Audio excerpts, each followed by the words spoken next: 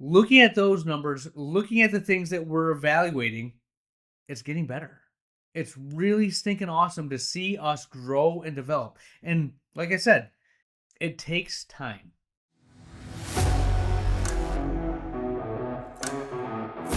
All right, my friends, the Ultimate OD podcast, very important episode for you today. This is how you take your office, see what's lacking, take it to the next level. A 5-step process to make your office better. We have the closing thought of the episode. It's about the journey, my friends. This is the Ultimate OD podcast. Here we go.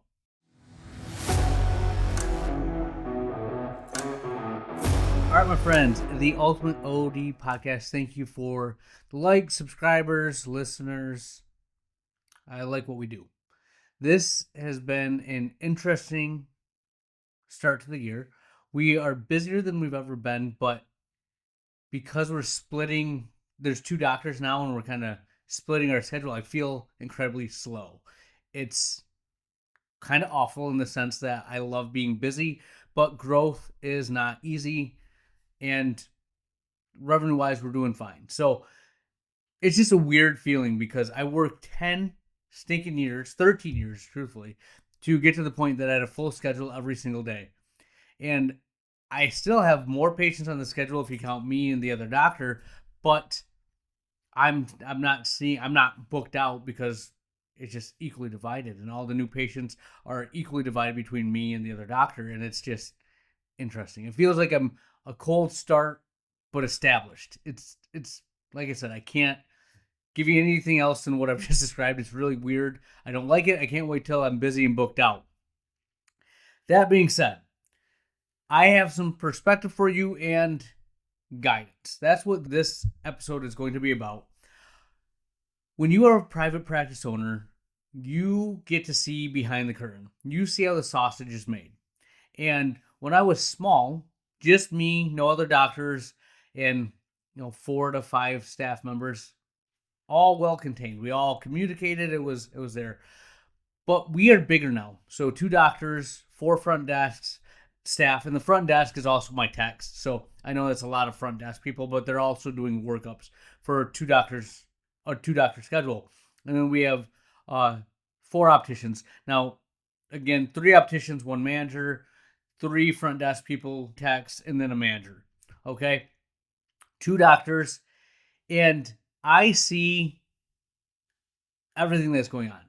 And the chaos that happens is that now that we're big enough to have departments, the front desk and the techs mainly, are looking at the doctors and be like, why do they need this? The doctors are looking at the techs and saying, why can't they do this right? Why is this always happening? Oh, they forgot to do this. Going to optical and then looking at the opticians and such, and why aren't they selling this? Why is this happening this way? I see it all. So I see what's going on. And the opticians are looking back at the doctors and saying, well, we need to have this so we can make our lives easier, right? It's just the Spider-Man meme where Spider-Man's pointing at Spider-Man. And that's what's going on, but everyone is completely oblivious to it. Like, I'm the only person that's in the office that is seeing everyone complain about everyone in the sense of they need to do this so we can do our job and whatnot. It's comical, to tell the truth. And I haven't even started talking to you about patients, right? Patients are in there too, and they just want to know why their glasses aren't in or what's going on. It's the craziest thing ever. And you, as the owner, are in charge of it all. Like, I have the front desk, and I'm trying to get them on point and to be where they need to be. I have the doctors, and I'm trying to get us to be where we need to be. And I have the opticians, trying to get them to be where they need to be. And then I'm helping manage the patients because we need to take care of them. And I honestly love it. But my life consists of putting out fires. I didn't realize this until I hired another doctor, how much of my job is not related to actual legitimate doctor-patient care. The doctor-patient care aspect is the easiest thing I do. The patient gets worked up, I see them, and then they go in the front to optical, right? Like, or they get checked out and get their contacts. One of the things, or a red eye, you treat it. So easy. It's a fraction of what I do.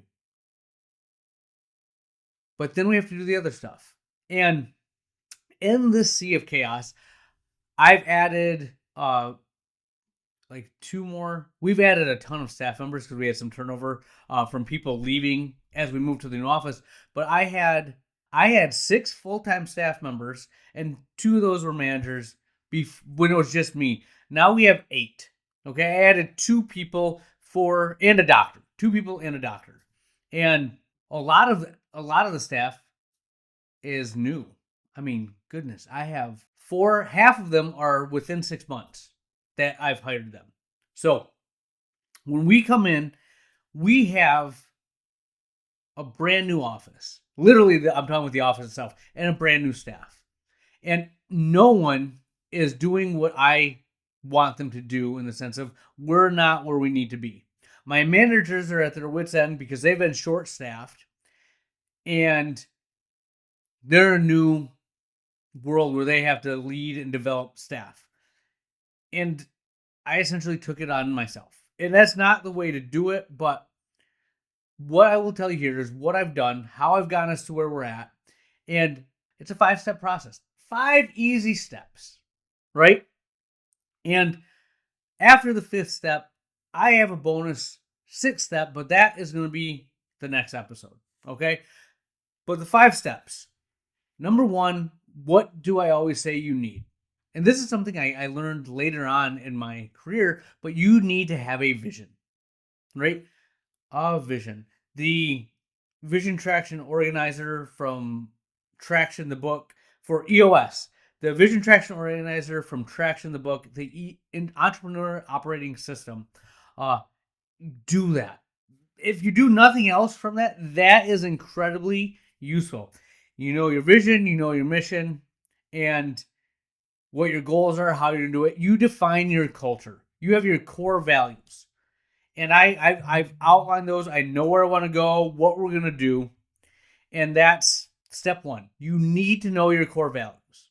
Okay? That's how you're going to create your culture. So once you have your culture, and that has to be given to everyone in the office, they need to understand where you are, where you're going, and what you're going to do, how you're going to get there. Right? And then you need to narrow your focus, right? The first thing that I did once I got everyone in there, number 1, optical. I needed my opticians to be on point. They do all of my checkouts. They're selling stuff. They're getting glasses. My opticians are my workhorses in terms of revenue, right? Now, the front desk and techs have a huge role, but you have to pick one. And opticians were the main thing. Right? And figure out what area you want to work on, because there's a million things that you can be doing and you can't do everything. So narrow your focus, narrow your target, what you're going to work on. And by default, I hired a new doctor. I was working with her as well because that kind of translated to the opticians, and we're still working on these things. But narrow your target. You have to create your messaging. What are your objectives? I always tell my listeners, my staff, my managers, when you are going to implement something new, you have to be prepared to follow through, right? What is it that you're going to do? What's the verbiage you're going to be doing? Because I wish you could say it once and it'd be done. You say it 30 times and then they hear it for the first time. I think it's honestly like 7 times they hear it for the first time. So I'm constantly beating the drum, giving the same messaging, right? And I knew the type of environment I wanted the optical to be. And it wasn't the way I wanted it to be. They were sitting down, watching them. They weren't picking out frames. My office manager was a little overwhelmed, had a lot going on. Wasn't coaching them up the way I wanted to in optical. So I did it, right? These are what we're going to do. I took every job in the office, but we'll focus on opticians right now, and said, these are the 3 most important things you do, right? And I gave them, if you are not doing one of these 3 things, you better have a good reason why, right? And number 1 was like, help the patient. You're there to serve the patient. And we just beat that into their heads, right? And once you're creating the messaging, you're focusing them, you need to educate your staff on what you want done. So not only did I do that on a daily basis, hey, are we doing this? Are we hitting our goals? I had the managers doing the same thing, emphasizing our core values. But once a week, I'd meet with the whole optical team, right? Again, like I said, I also meet weekly with my managers and the other doctor, the other associate. Best thing I've ever done, right? But again, you have a vision, you narrow your target. What are you going to work on? Create your messaging. What are the most important things that they need to be doing, right? And then educating them. So meeting with them, taking time out of your day and focusing the laser. Now, if you are lucky enough to have a manager or a operator that can do this, by all means, have them listen to this episode. This is what I want to have happen. I need an operator. I don't want to be the operator. I say that. I don't want to be the operator and seeing patients. At some point, if I'm not seeing patients, I think I could do this and do it very well. But you need to get them to sit down and meet with them and start at the basics. One of the things that I do in there is I have the basics. I go over like, frame, lens, all of our supplements, lens options, and just we over the past 3 months, we've educated each other on these things. But I like to call out wins and losses. Hey, what are you doing that's really good? What is something that happened that wasn't good? And share it amongst the group. It's created the best culture that I've ever had in optical. One, we talk about sales. We're not pushy. We're not a used car lot, right? But we do need to sell things. How do you get patients to listen to your messaging, right? How do you get them to do your treatments? Well, we talk and we have that conversation, and them sharing amongst each other is the best thing. And they're resistant, they're hesitant. But I'm like, all right, win or loss. And like, oh, Jesus is hard every week. Oh, Jesus is hard. But I just sit there and wait. I'm gonna sit here, not give an easy out, and you gotta give me something. And the conversation, the things that come out from there are amazing. There's been times when we need to pull in another staff member, the other doctor, or a front desk person, and say, hey, this is affecting what we do. Hey, let's all talk to each other as a team. And just having that open communication has been invaluable. All right. And that's educating them on what you value, what's important. Next episode, I'm going to talk to you about the scorecard that we use to gauge our level of success. But looking at those numbers, looking at the things that we're evaluating, it's getting better. It's really stinking awesome to see us grow and develop. And like I said, it takes time, right? And then, you've educated them. It's a surround sound approach. So you can apply this method to anything. Like if you're going to implement myopia management, if you're going to implement something new, but getting your culture, establishing that same things. You narrow your focus, you create messaging, you educate your staff, and then you want to educate from multiple angles, right? Whether it's memos that go out, whether it's the office manager saying it, whether you're having the staff call out the positive things they see from each other, right? When it's talking to patients, you want surround sound messaging. You want it coming from you, the doctors. You want it coming from the other staff members, your screensavers in your exam room, right? The email communications that you have, they are all giving the same messaging, right? So again, this goes back to your core values, but we are emphasizing this amongst each other. It's a self-disciplined, fulfilling prophecy because that's what we do. This is our norm, right? We talk about it. Don't be afraid to talk about it. Like some of the stuff that happens in optical, like, oh, that's just for opticians. Why would the front desk care? I don't care. I'm including them in it. The things that happen in the front desk, I'm including. When everyone gets the information, the front desk isn't going to do anything about answering phones. Or, the opticians are not going to do anything about answering phones. Not in my office, right? But knowing what's happening there influences them when they're making appointments. Like the front desk working with the optical, seeing what they're trying to do in terms of supplements, our goals, our year supplies of contacts. They can get on board, right? It's a team effort. You want to create that culture. We're on the cusp of having the best, most efficient office I've ever had, and it's because I've done this enough times that I know the process. These are the things I do. And then the last thing on this is creating a sense of urgency. What does Parkinson's law say? That you will take the amount of resources, the amount of time that you were allotted. So a lot of times people will say if you have a year to do something, you just kill yourself in the waiting. If you have a month to do things, all right, you're gonna wait until week 3 to really get after it. The statistics, again, I'm butchering this because I'm going off the top of my head, but what is done in 1 month versus if you have 3 days, there's a fractional amount of difference between the result in 3 days versus the 1 month because you put it off. So having shorter deadlines, a more sense of urgency. One of the things that we're doing when I talk to you next episode about the scorecard is it's a monthly thing that we're tracking. We have a year to date. I'm looking at trends, but it ends at the end of the month. That gives us a sense of urgency. You have 1 week to make this happen because it's going to move the numbers. Again, I'll talk about how I incentivize that and what we're doing, but create a sense of urgency. We need to get this goal by the end of the week. This is when I want this done, right? Whatever the changes you're looking to have happen, don't give too long of a timeline, right? Now, it may not be exactly where you want in a week, but we need to see this much progress in a week, creating a sense of urgency. So let me recap.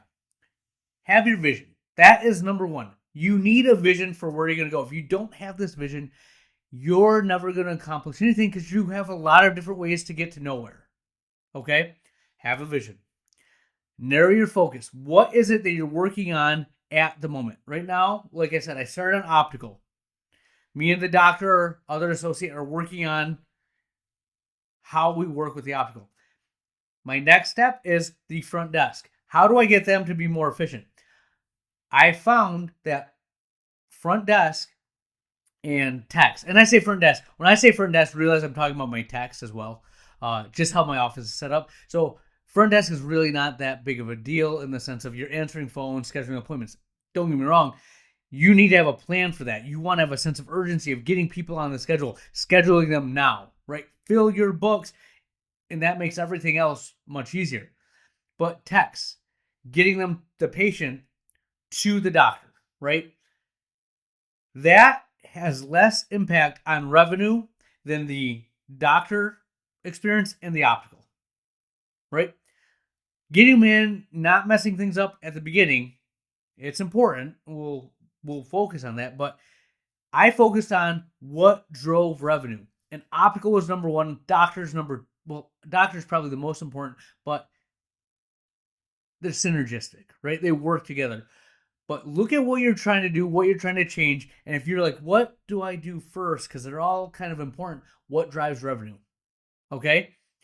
I guarantee that if you have increased revenue, it's much easier to do what I'm talking about. If you're short on revenue and you're working on something that's not going to drive it, you're going to be creating a situation in which you are just so frustrated, so not motivated that it's not going to be nearly as effective. Now that I got the revenue aspect taken care of, I can focus on the little,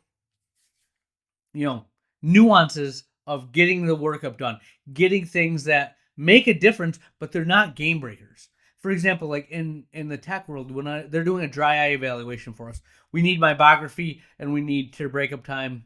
Those are two big things. What are they currently doing? If I get a bad meibography, I'm still going to be able to have the conversation. I put it on me to convey what's going on with their eyes, right? If I do the best possible exam, I refract them magnificently, perfectly, like the best possible refraction, and my optical is just crap in the bed, I can't influence that. Whereas in the front end, even if they give me a steaming pile of dew, The patient doesn't know any different. I know if it's bad, right? But I have enough confidence. I know what I can do. I can overcome that. Vision was off. I can check vision.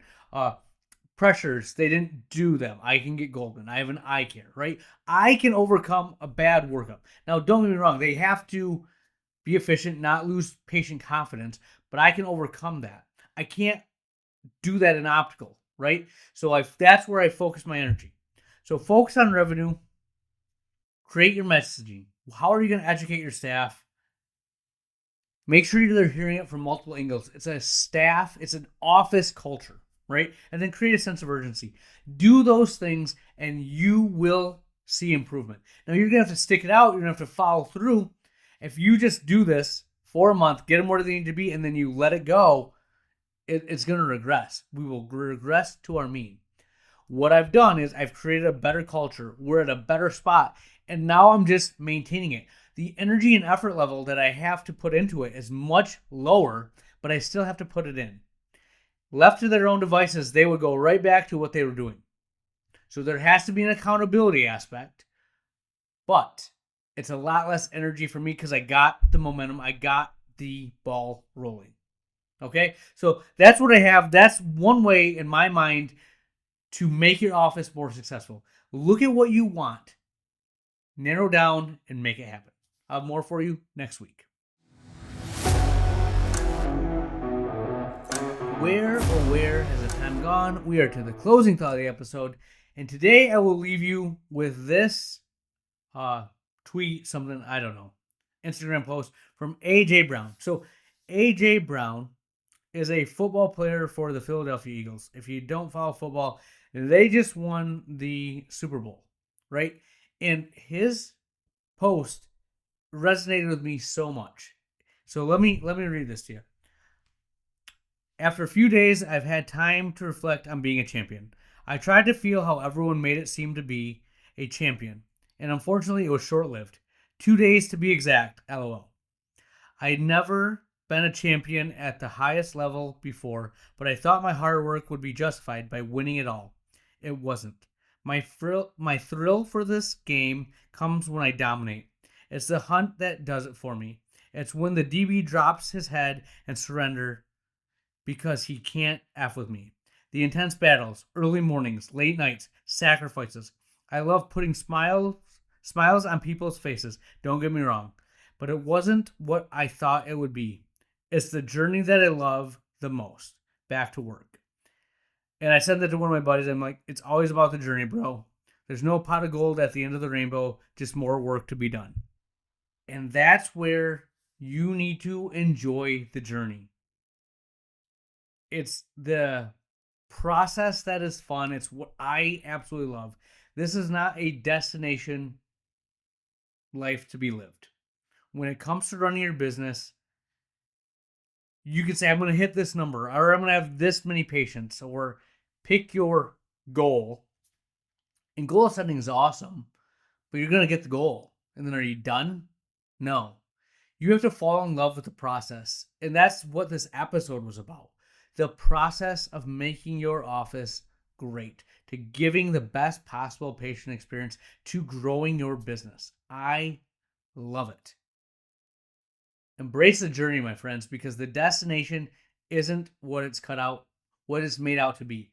Now, it's awesome. It's great. You're going to hit that, $5 million mark and be like, yeah. I mean, it's way better than being the startup that's worried if you're going to be able to keep your lights on. But I'm 13 years in. Still at times I'm like, oh, we're going to make payroll this week, right? You still have those haunting things, but I've went through it enough that I know I'm going to do that. It's never happened where we've been in that position and it hasn't come through, right? You've run a good business. You have reserves, but you got to enjoy the process. That's what I have for you. Dr. Lily out.